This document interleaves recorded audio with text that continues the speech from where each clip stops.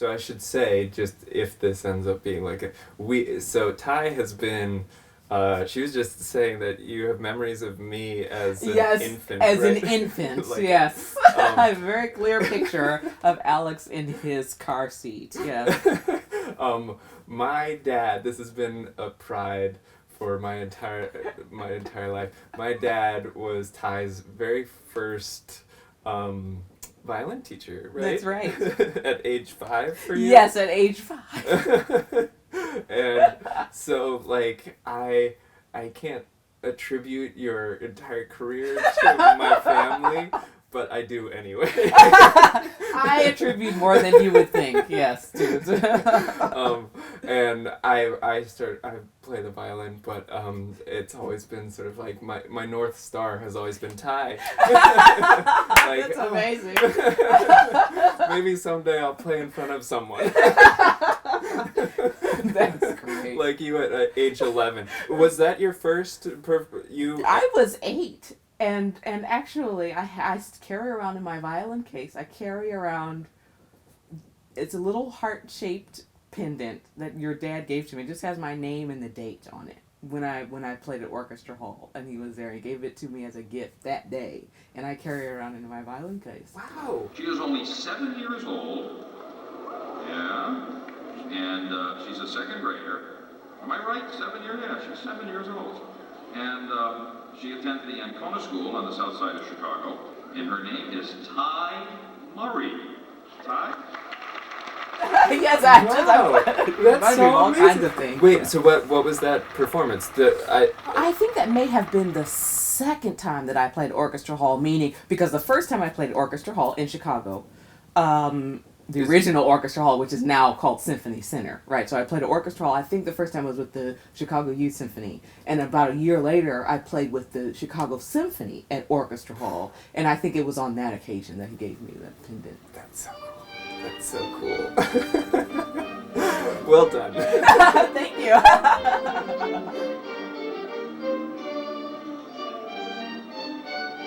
Is this project sort of like, when you called me Mm-hmm. and sort of like pitched it to me, you said that this is something that's been on your mind for a while. Yes, it's been on my mind really since that year. What can I do to mark this occasion? Because that's quite a grand coincidence, actually, that those two 30s would meet. You know, that, right, because I could have been to 30 countries by 2010 or never been to 30 countries, you know, and so just the fact that those two dates met, picked up the violin 30 years ago, and then I ended up in the 30th country in the same year. I thought that was very, very cool.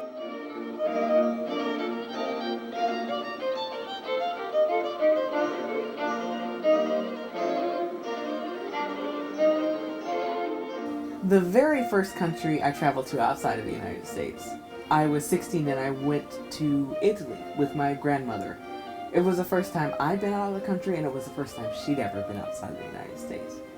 She was so excited with her fanny pack. It was just like a whole thing. It was amazing. And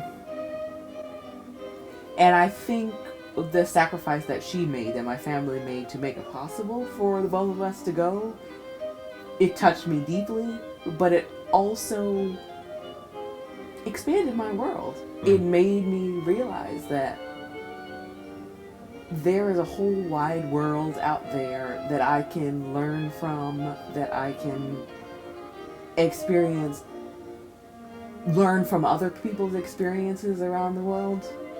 And I think it started something within me that I feel comfortable in different places. I feel like I'm gathering information, mostly musical, in all of these places, and it's And for the most part, you're just you're like traveling through these places to perform for people. yes, right? that it has been the reason why I have been in any of these countries, is because the violin has brought me there.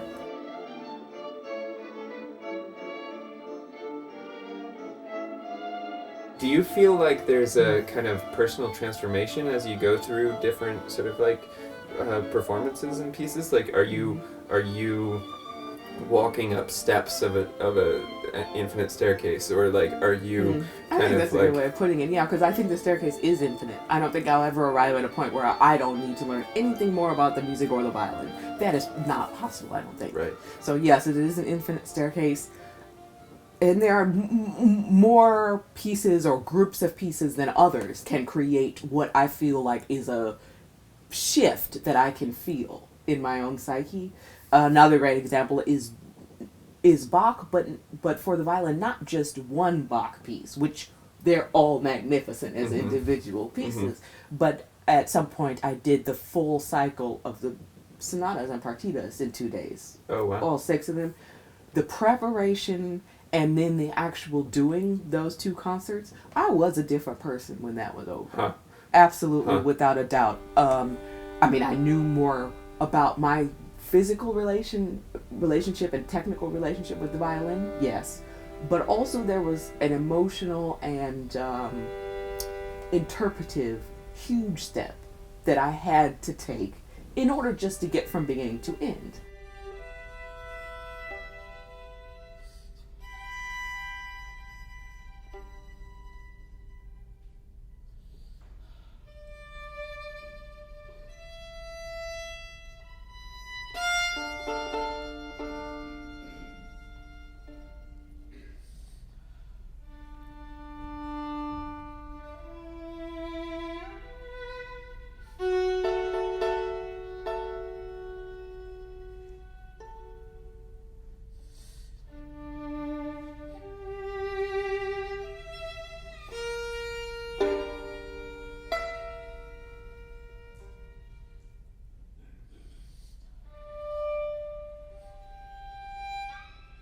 In the year 2019, the term classical music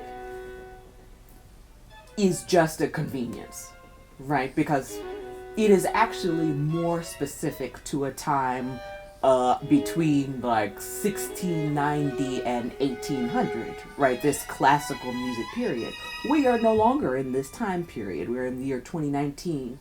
And so the term descriptive music grew out of that for me because I feel like it describes what I'm actually doing. Because I play music that was written a year ago. I play music that was written 400 years ago. And the connection between those two things is that Bach, for example, he may have been considered to be popular music at his time, right? But popular music in the year 2019 is a separate genre now, right, from what I'm calling descriptive music.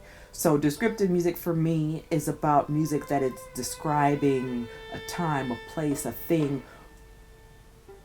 It's meant to be intellectually stimulating in a way that isn't necessarily immediately accessible, though I find that music accessible, all of it. Though I understand that for someone who is just approaching it for the first time or hearing this kind of music for the first time, accessible is a very subjective term. Why do you think that people have difficulty? Maybe. I think it's partly perception of the places in which descriptive music fits, the physical locations where it fits. Sometimes people assume that it has to be in a very fancy space with very fancy dress, and that is the only way that it can be heard. That is not my experience. Of course, I have played in fancy dress, in fancy places, but I've also played the same pieces in my pajamas for like 3-year-olds. So it for me, it translates across any space, but I think, for the purposes of presenting it, I think that sometimes it feels like there's a stricture.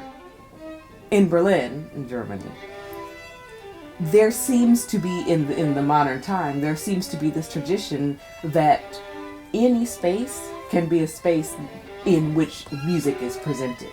So, for example, I have played a concert in what was a swimming pool. It's now an abandoned, empty swimming pool, and that was the stage. And the audience was like surrounding this pool, and we were inside it playing. The acoustics are great because it's basically a bathroom, right? That's a way that Germany has tried to reach into the future.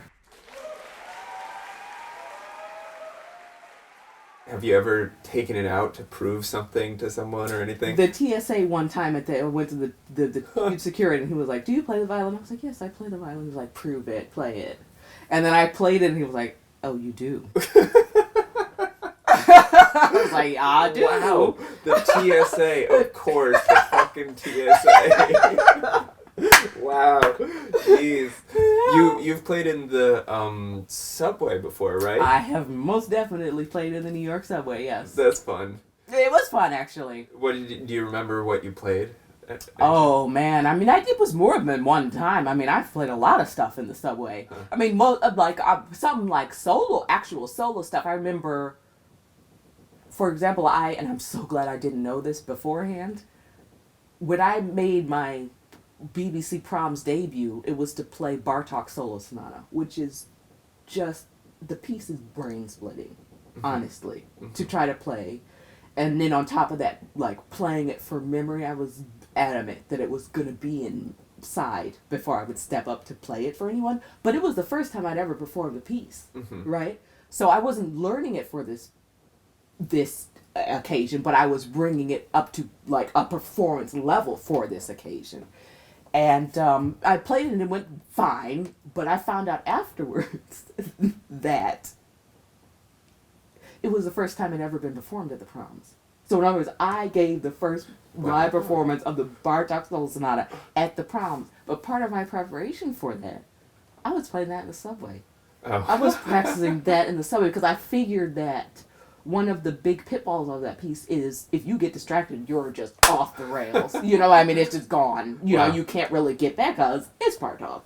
So that was a good, because what else was more distracting than like people running through the subway? Totally. Here's a random sort of odd question, but is there any degree of sort of abuse like in the process of like, because it's demanding to really, I mean, you know, part of the reason I don't learn a whole piece is because it's a full commitment that requires a type of sort of like you know, hacking at yourself to get it better, you know, and to make sure, and as a sort of like amateur talking to sort of like teacher type of thing, like also, how do you know that you're getting all the notes right? Like, how often, wait, am I hitting these, like, are these, like, I need to go find a piano to be like, right, you know, or listen to someone else's. Well, I think, to start with the second question first, I think there has to be a tradition of, if you're playing descriptive music, like I was talking about, you have the music, so there has to be a constant referral to the music. That's first. Just to know that that's the note you want to play. Then to decide whether you are playing that note that you want to play, that takes just a training of the ear to such an extent that you know you're directly in the middle of that note, you know when you're on the top of that note, you know on the bottom of that note, you know when you're not playing that note at all. And then going back to the abusive part about it, I think that's something you learn with experience, because I do not think that you're wrong. There's a level of, you have to be able to tell yourself, that's not right, and it needs to be changed. I don't like how that sounded. It needs to be changed. But you have to do it in a constructive way and not in an abusive way towards yourself and be like, well, that was just stupid. Why are you... Right. You know, and I've had those moments where I'm like... I've literally, like, I probably shouldn't say this, like, the person who owns my violin was, like, really worried. But I've had these, like, moments where I've been so frustrated where I've, like, taken the violin, just kind of done this and never hit it on anything. But, like, in my brain, it's, like, this wish to, like, you're the reason this is not working, right? The violinist's fault. You know, it's the violin's fault, the bow's fault. Which is not true. It's my fault. But just acknowledging that it's my fault, but that doesn't mean that I have to break something. Doesn't mean I have to hurt myself. Doesn't mean I have to just be able to constructively say, there was something about this section I didn't like. What can I do to change that? And then the constant tweaking of things over time with experience becomes second nature, so that it doesn't feel abusive. It feels constructive. We were talking yesterday a little bit about sort of El Sistema and Venezuela and Brazil. Could you sort of like talk about sort of like, because those feel like, okay, classical music at a particular time was like wholeheartedly embraced and encouraged by both, you know, citizenry and the government, you know? Right. And like that seems like very particular sort of environment for descriptive music. I think that the Venezuelan El Sistema program took advantage of realizing something, a point that I think what you just said is very important, that both the citizenry and the government paired together to say that this is a worthwhile thing that will enrich our populace. Now that it was specifically classical music that became that thing that is enriching the populace, I guess it could be considered a coincidence or not. As a classical descriptive musician, I think that that's not a coincidence, because I know intellectually how my brain has been built by being a musician and studying music. I have also experienced young people who may or may not end up being professional musicians, but just the impact of them being involved in learning an instrument or learning about music, I have seen the way in which that steers them towards good things in their life.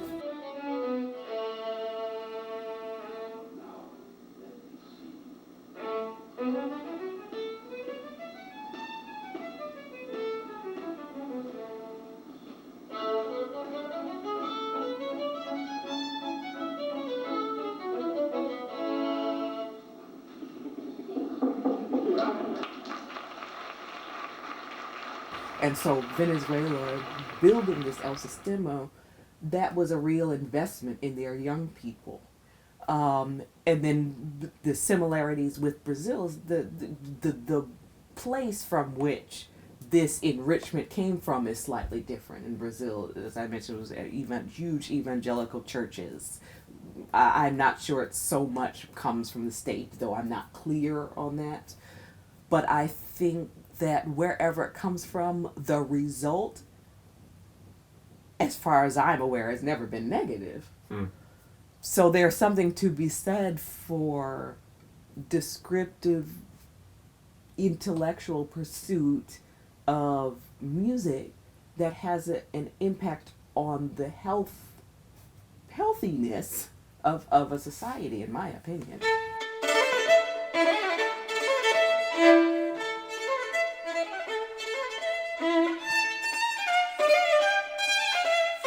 So do you get little sort of like portraits of kind of like the political tensions in these different places? Oh, like... yeah. I mean, when I went to Russia, now someone straight up asked me, "Are you afraid to be here?"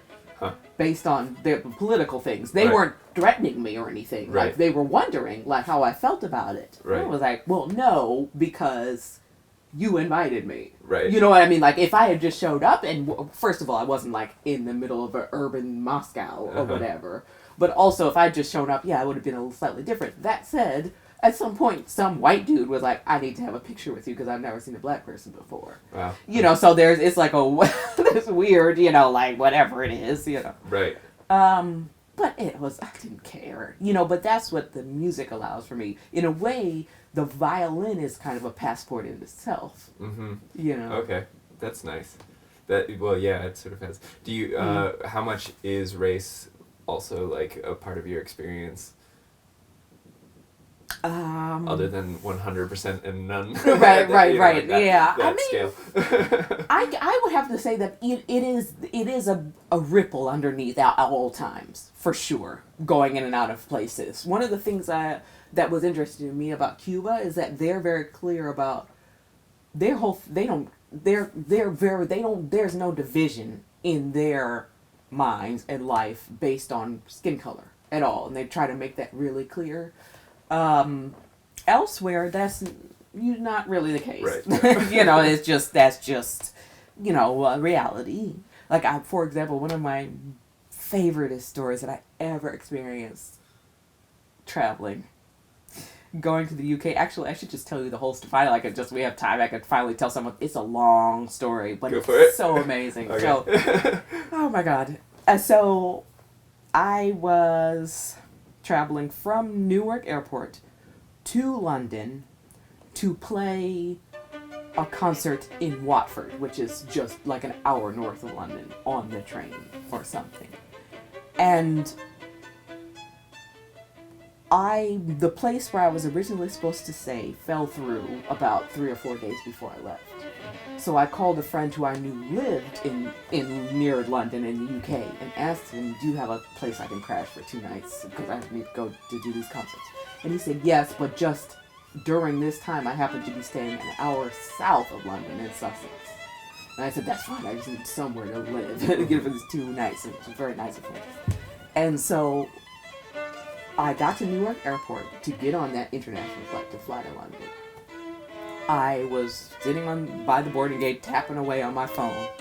They called the boarding. I got on the plane and realized that I didn't have my phone. So I asked the flight attendant if I could get off to go look for my phone. And I had to get permission because when you get on an international flight, when you board that flight, as soon as you step on that plane, you are on the new soil. Wow. You are on the soil of where you are going. So technically, they're not supposed to let you off again. Right. But I was like, oh, got my phone. So she was like, yes, please, we know you're going to come. You know. So I went, and I went to back where I was sitting, no phone. And someone took it in that small time. Yeah. So I got back on the plane, and I asked this lovely lady sitting in the row in front of me, can I please use your phone? Because I need to let the guy I'm supposed to be staying with, I no longer have a phone. So when I land, I'm like, yeah, I won't be able to contact you. So I called a friend in the U.S., told him to write to that friend in the U.K. that I lost my phone. I will meet him where we said we were going to meet, and but he can't call me. Yeah. So that all happened, thank God. I got there, I met up with my friend, and we drove to where he was staying in Sussex. Uh-huh. That night, he very nicely made me dinner. Didn't cook the chicken properly. I got food poisoning. So I was like up all night having a lovely time. And then I had to, like the next morning, like wake up, like figure out how to get myself to Watford. And my friend that I was staying with, who just for convenience's sake, I'll call Bill, that's not his name, but Bill was like, tonight I have to be in London for a party, late. So when you come back from Watford, I won't be here to like pick you up from the train to take you to the house. Mm-hmm. So we are this morning going to make, what time do you end? When will you be back on the train? We will get a taxi reservation. Great. We did that, got a taxi reservation. I went off to Watford after not like eating for 20 hours or whatever, did my rehearsals, whatever. Rehearsal ended late. The train I caught was an hour later than the train I was supposed to catch. So I got an hour later than I was supposed to back to Sussex, right, south of London. And when I got off the train, it must have been like after 10 o'clock at night, probably, 10:30 even. And no taxi, of course, because I was an hour late, Yeah. So, but fortunately, there was a phone booth. I did have the taxi number. So I walked into this phone booth and called the taxi number. And it was like something out of like a Twilight Zone, because I realized I was listening to ring on the phone, and I was like, oh, I can hear it ringing. And then I like looked out the booth. There was a taxi place locked and shut. Oh, light off, no taxi. Okay. By the time I finished figure that out and hung up the phone, there were maybe 3 people still walking off the train that I had just come off of. Uh-huh.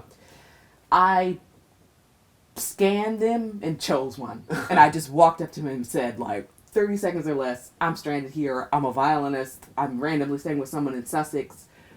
I don't know where the house is. Uh-huh. But I can't stay here. And the reason why you reminded me of this story is the reason why I felt suddenly like really scared was not because I thought someone would get me, but I thought that someone would see me and be like, this is a dangerous, who is this random black girl standing in this like very affluent area of the UK, like just and so I was like, so in other words, in my mind, it was like this reverse racism, like, I need to get out of this situation because I don't want to be pegged as something that's dangerous, right? So I did something that could have been dangerous to me. I had to like randomly go to a stranger, right, and just be like, I really need help because I don't know how to get back to this house, and I can't be standing out here for like 4 hours.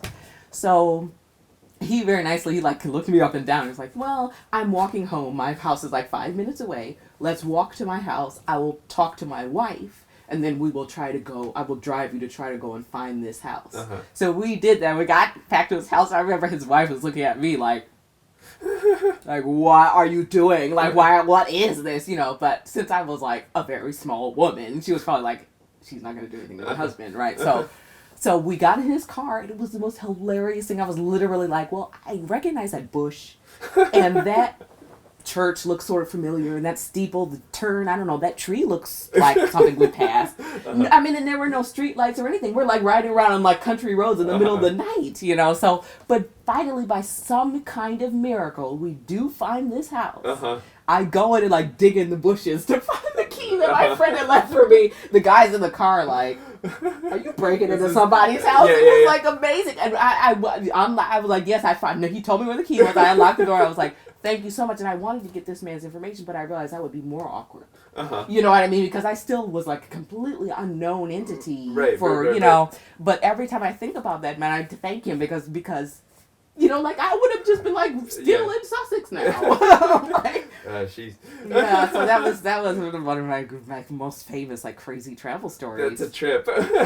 Yeah. And so many, like, opportunities for like, being uncomfortable and feeling like, okay, I have no clue what this person thinks of me. Right, exactly, right. It's like, so, but going back to what I said about the violin itself as a passport, when I went up to that guy, I could be like, I do have a violin. Right, I'm not like making up any of this story. I'm here because I'm working at the BBC and I'm trying to, you know. Right. And so there was like, I had some legitimacy attached to me because I was holding a violin. Interesting, right. In a funny way, I've carried my classical sort of like background with a small sense of shame because so much of the world isn't part of it and it feels elite. Okay, you know, which like, you know, I've had enough conversations to know that, like, the people who are in that world, like, don't really think of themselves like that. Right, you know? well, yes, exactly. I mean, right, for someone who's spent, like, this is my life, is to be in music, for me, it is, like, the opposite of elite. There's nothing elite about the amount of rosin that I've inhaled in my life. You know what I mean? There's nothing elite about all the calluses that I've developed from playing the violin. It's just specific to that sort of like right, exactly. trade. That, for me, those are all, in a way, actually, like, very, I don't want to use, the blue collar is not the right word, but these are all indications of handiwork. Something that is the opposite of elite. There's too much, like, grit that has to go into making it happen. So in that sense of like being a laborer, could you talk a little bit about people's labor being exploited in this arena? Oh yeah, I find often that because when we are talking about a composer who is creating music or a performer who can present that music or you know, any kind of artist, what we're talking about is an intellectual property, even though you can see and hear it. But this is something that is coming from somebody's brain, and it's really hard to measure how much that's worth monetarily, financially, and so I think that sometimes the people involved in the greater profession, who are not the actual core, the people who are presenting the work, the floating people around it, whether or not they respect or understand the work that is going into it, since there is no real way of measuring, there are often arbitrary measures and rules put on top of that intellectual property that often have nothing to do with that intellectual property, but just make it convenient to the profession so that everybody can like have a set way of you know, figuring out how to make it happen, right? But for I think sometimes that ends up being something that artists feel like they have to rebel against, just because what we are doing really isn't measurable, and most of the time it's not even describable. So I mean, it's hard to find that. It's just hard to find that balance.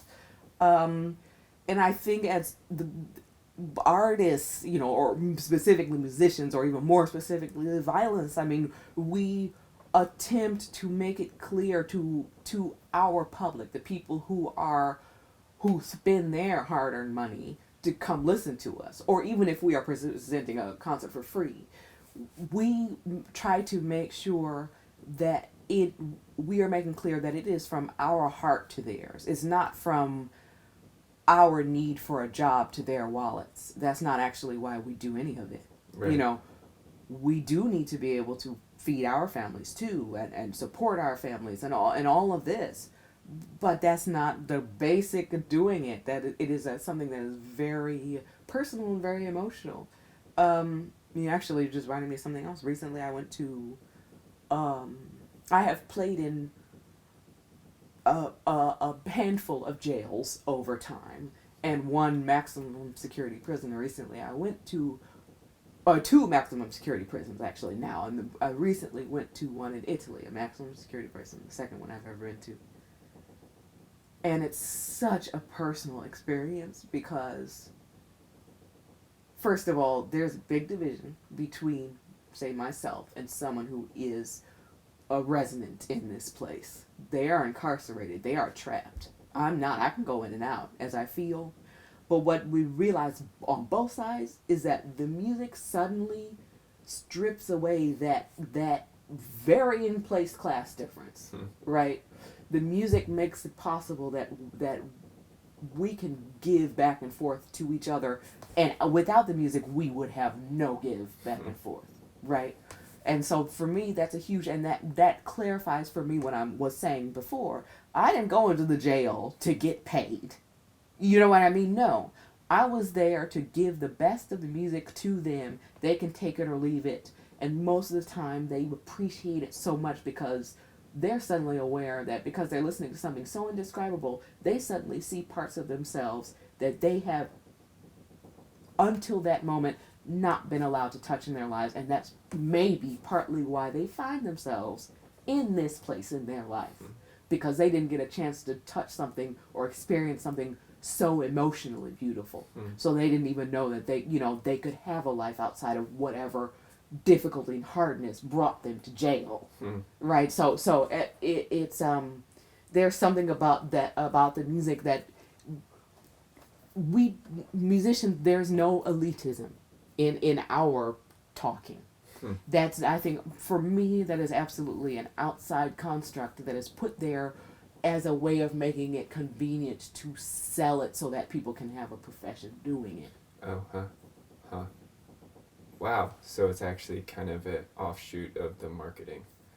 A bit, I guess. Yeah. And when I say like that, I believe that all those people are valid and have a right to exist. Anybody who is marketing and selling and trying to make concerts happen, that is also a necessity. I'm not saying that shouldn't be. It's just that the elite perception is that's not. Yeah, right, exactly. That's more convenient maybe for that side than it is even existed for the artists. Right.